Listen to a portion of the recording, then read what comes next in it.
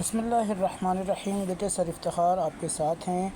Class 8th की math है, exercise 4.5 है और इसके क्वेश्चन नंबर 7 की तरफ हम जा रहे हैं। ठीक है जी। तो क्वेश्चन नंबर 7 थोड़ा सा आसान है, इसे हम ज़रा जल्दी देखते हैं, फिर 8 पे जाएंगे।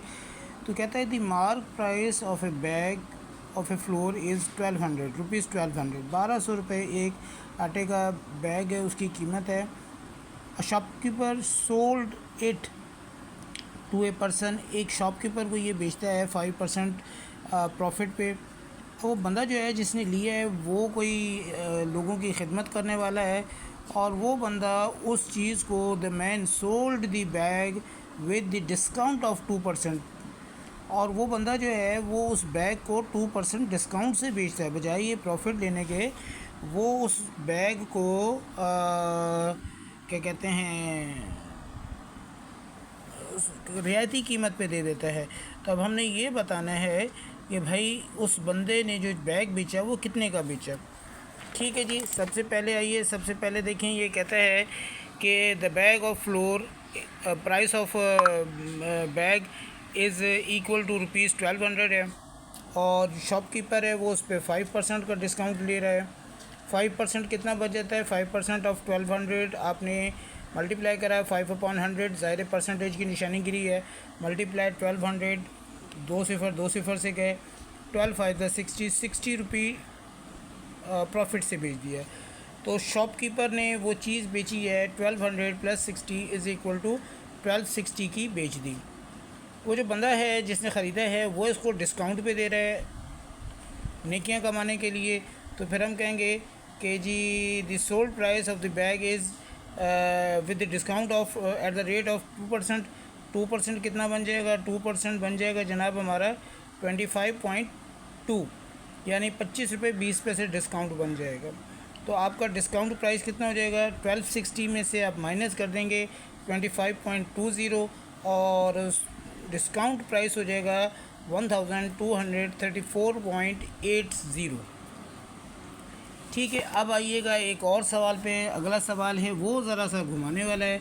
वो कहता है कि Sara bought 5 kg potatoes from the market for rupees 390। Sara ने 5 किलो पोटैटोज़ लिए हैं मार्केट से 390 का। ज़ाहिर है कि मार्केट वाला क्या करता है, जो मार्केट का शॉपकीपर है उसने कुछ प्रॉफिट लेना है। तो कहता है शॉपकीपर गॉट अ प्रॉफिट 4%, उसने इस पे 4% प्रॉफिट लिया और आपने ये बताना है कि 4% प्रॉफिट कितना बना। फिर अगली चीज़ ये कहता है कि earlier she bought these potatoes from the wholesaler who sell also got profit 4%। उसने होल सेलर से लिया और होल सेलर ने भी 4% प्रॉफिट लिया था। अब आपने ये बताना है find the cost price of the wholesaler. Wholesaler जो है उसकी कॉस्ट प्राइस क्या थी वो आप बताओगे। आ जाओ, आपने क्या लिखा? आपने लिखा let the price of let the purchase price हो गई x, प्रॉफिट रेट था 4% और 4% को ज़ाहिर 4/100 मल्टीप्लाई x करोगे तो 4/100x हो जाएगा आपका। अब आपकी सेल प्राइस क्या होती है? सेल प्राइस है परचेज़ प्राइस प्लस प्रॉफिट। ठीक है ना। सेल प्राइस में purchase price PP purchase price और प्रॉफिट हो जाएगा। परचेज़ प्राइस मालूम नहीं है, प्रॉफिट आपका 4/100x हो गया और सेल प्राइस आपने बताया हुआ उसने कि जी 390 है। अब हम देखेंगे कि इस 390 में आपकी सेल प्राइस कितनी है, सॉरी परचेज़ प्राइस कितनी है, जिस पे ज़ाहिर है कि आपने प्रॉफिट लेके 390 बनाया है। तो आपने x + 4/100 हो गया और x की वैल्यू 1, ये 4/100 आ गया, इसको रखा, x को कॉमन कर लिया 390, इन दोनों को आपने ऐड करना है। ऐड किया तो आपका हो जाएगा 100 + 4 104/100 x इक्वल टू 390। x रखोगे और ये दोनों चीज़ें जो है आपने दूसरी तरफ लेकर आ गए। मैंने इसे काटा पीटी करी है, आप इसे रफ वर्क में भी करके देखेंगे और आपके पास जो चीज़ बच जाएगी वो 1525 रह जाएगा। दोनों मल्टीप्लाई करें तो 375 आ गया। तो ओरिजिनल प्राइस थी शॉपकीपर को जिस पे उसने ख़रीदा था वो 375 था, उस पे उसने 4% प्रॉफिट लेके 390 बनाया था। तो शॉपकीपर की जो परचेज़ प्राइस है वो 375 हो गई। अब हम ये देखेंगे कि होल सेलर की परचेज़ प्राइस क्या होगी। सेम प्रोसेस हो जाएगा आपका। आप कॉस्ट प्राइस ले आओगे for wholesaler, let the cost price x मालूम नहीं है ज़ाहिर आपको, प्रॉफिट वही 4x/100 हो गया आपका।